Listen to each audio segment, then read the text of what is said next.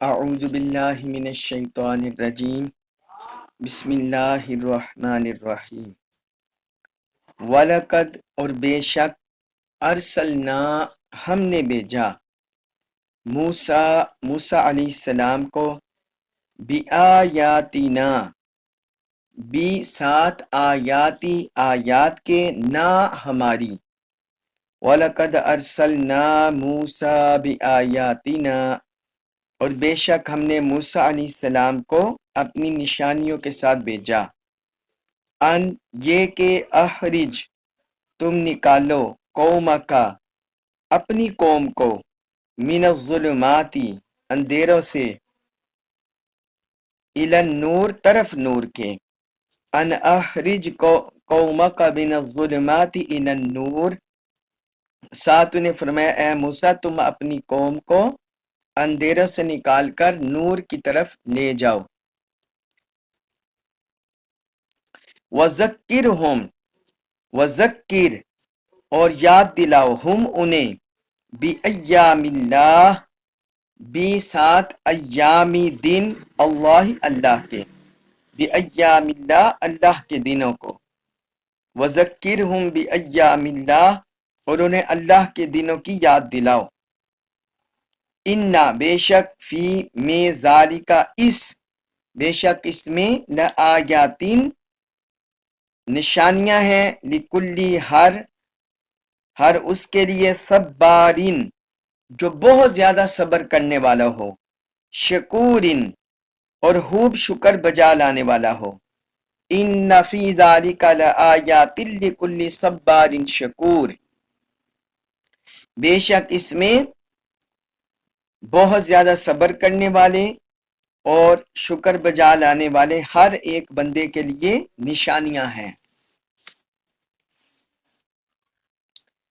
اس آیت مبارکہ میں اللہ رب العزت نے حضرت موسیٰ علیہ السلام کی بعثت اور ان کا ایک مقصد ذکر کیا ہے کہ وہ کس وجہ سے مبعوث ہوئے پچھلی آیتوں میں ہم پڑھے ہیں قرآن کے بارے میں اور آقا علیہ السلام کی بعثت کے بارے میں اور اہل کفر کے ساتھ حضور کا مکالمہ اور ان کی جو حسلتیں ہیں وہ ہم پڑھے ہیں پچھلی آیات میں اب یہاں سے اللہ تعالیٰ نے جو گزشتہ قومیں گزری اور ان کے اندر انبیاء کرام تشریف لائے اس آیت سے اب گزشتہ قوموں اور ان کے انبیاء کرام کا تذکرہ شروع ہو رہا ہے یہ دراصل حضور صلی اللہ علیہ وآلہ وسلم کی بعثت اور اس میں بھی مطابقت ہے ان واقعات میں بھی کہ جس طرح آپ کو نہ ماننے والے آج موجود ہیں اور وہ اسلام سے اعراض کرتے ہیں آپ سے اعراض کرتے ہیں منہ پھیرتے ہیں اسی طرح گزشتہ قوموں نے اپنے نبیوں کے ساتھ بھی یہی سلوک کیا تو یہ جو دعوت دین حق کا کام ہے یہ صبر مانگتا ہے کہ دائی صابر بھی ہو صبر کرنے والا ہو اور شکر کرنے والا ہو اسے قدم قدم پر مصائب کا تکالیف کا سامنا کرنا پڑتا ہے لہٰذا اس نے ہر موقع پر ہر لمحے صبر کرنا ہے تو یہ ان کا مقصد ہے گزشتہ انبیاء کرام کے احوال کو ذکر کرنے کا تو اللہ تعالیٰ نے فرمایا وَلَقَدْ أَرْسَلْنَا مُوسَىٰ بِآيَاتِنَا اور ہم نے موسیٰ علیہ السلام کو اپنی نشانیوں کے ساتھ بھیجا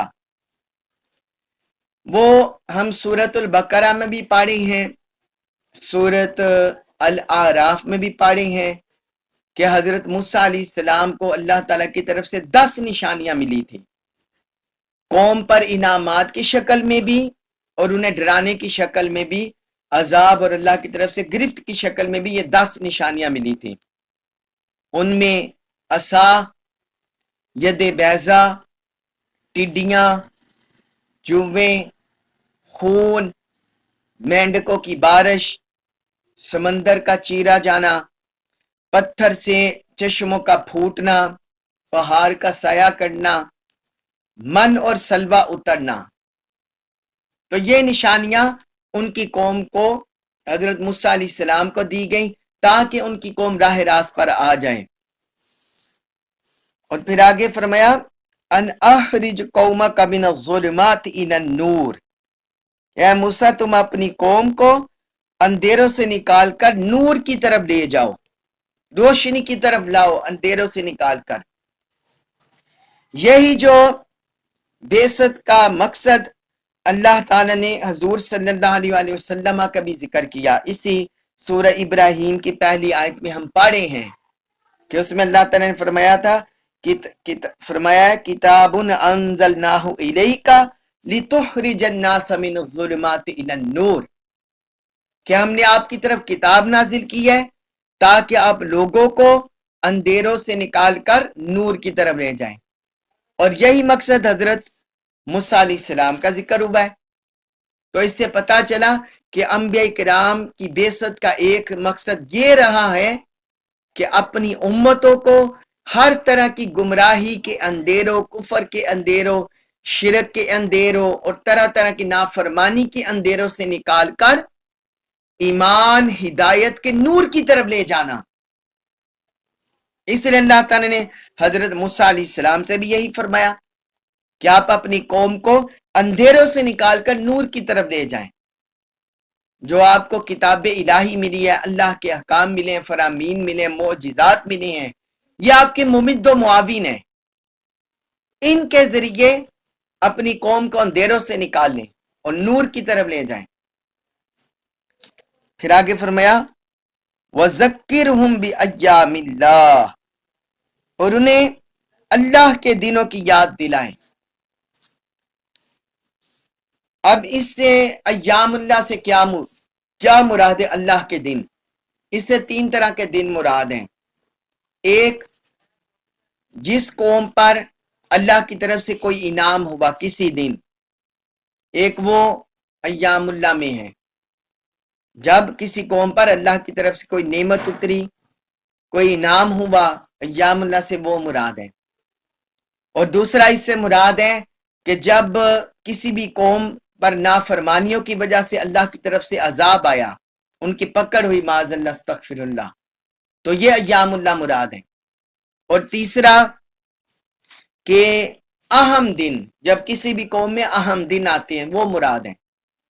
तो अल्लाह ताला ने फरमाया कि आप इन्हें अय्यामुल्लाह याद करवाएं। ये हजरत मूसा अलैहिस्सलाम की कौम में जो बीते लम्हात हैं वो भी याद कराना मकसूद है। जो हम पीछे निशानियां पढ़े हैं कि उन्हें ये निशानियां हजरत मूसा अलैहिस्सलाम को दी गई, तो इनमें इनामात का नुज़ूल भी है, मन्नो सलबा उतरना, पहाड़ में से पानी के चश्मे जारी होना, फिर बादलों का साया करना, ये इनामात भी हैं। फिर उन पर अजाब भी आए, मेंढक, टड्डी और खून इस तरह शक्ल में। और फिर उन्हें फिरौन के जुर्म से निजात भी मिली, आजादी भी मिली। इसी तरह गुज़िश्ता कौमों में जो हजरत मूसा अलैहिस्सलाम से पहले आई अक़वाम और अंबिया इकराम तशरीफ लाए, उनके साथ भी ये मामला हुआ। हजरत नूह अलैहिस्सलाम की कौम के तबाह बर्बाद होना, हजरत हूद अलैहिस्सलाम, हजरत सालेह अलैहिस्सलाम, हजरत शुएब अलैहिस्सलाम, उनकी कौमों पर अजाब आना, या उनकी कौम जो मानने वाले थे वो अजाब से छुटकारा पा जाना। तो ये सारे अय्यामुल्लाह में शामिल है। वज़क्किरहुम बिअय्यामिल्लाह, इससे मकसद ये होता है कि गुज़िश्ता कौमों के हालात को मद्देनजर रख कर बंदा अपनी इस्लाह कर ले, ये मकसद होता है। तो फरमाया इन्हें अय्यामुल्लाह याद करवाएं। और आगे फरमाया इन्ना फी ज़ालिका लआयातिन लिकुल्लि सब्बारिन शकूर, बेशक इसमें हर बहुत ज्यादा सब्र करने वाले और खूब शुक्र बजा लाने वाले के लिए निशानियां हैं। अब अल्लाह के ये जो फरमान है इसमें तो हर किसी के लिए निशानी है, मगर यहां अल्लाह ताला ने सब्बार और शकूर का हुसूसी जिक्र किया है।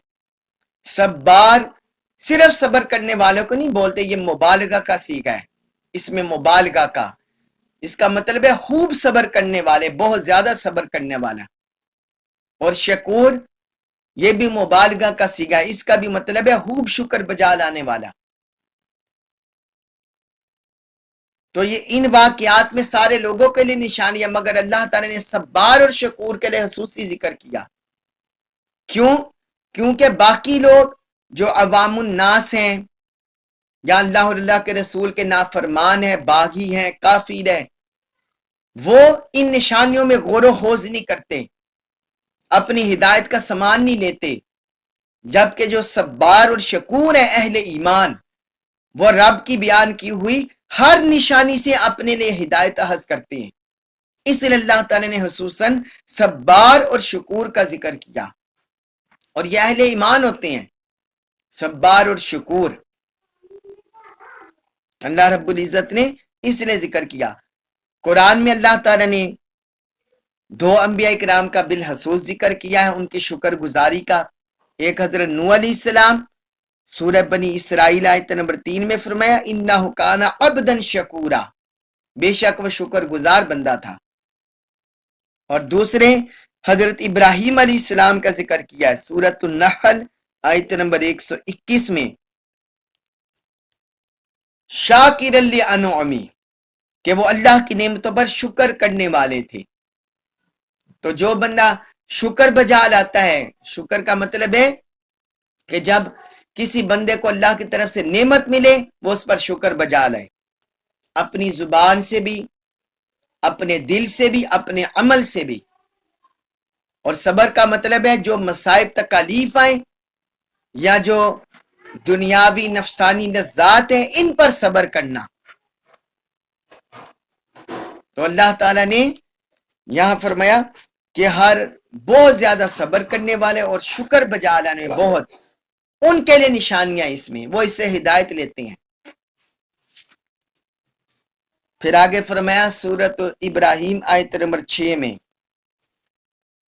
اس میں ارشاد فرمایا وَإِذْ، اور جب، قال فرمایا موسیٰ علیہ السلام نے، لِقَوْمِهِ، اپنی قوم سے، وَإِذْ قَالَ مُوسَىٰ لِقَوْمِهِ، اور وہ وقت یاد کیجئے جب موسیٰ علیہ السلام نے اپنی قوم سے فرمایا اذکروا، تم یاد کرو، نعمت اللہ، اللہ کی نعمت کو، علیکم، علی اوپر، کم اپنے، اذکروا نعمت اللہ علیکم، تم اپنے اوپر اللہ کے انعام کو، اس کی نعمت کو یاد کرو۔ اذ، جب، انجاکم، انجا، اس نے نجات دی، کم تمہیں، من سے، آل سے، فرعون، فرعون کی، اذ انجاکم من آل فرعون، جب اس نے تمہیں آل فرعون سے نجات دی، یسومونکم، یسومونا، وہ پہنچاتے تھے، کم تمہیں، سوء العذاب،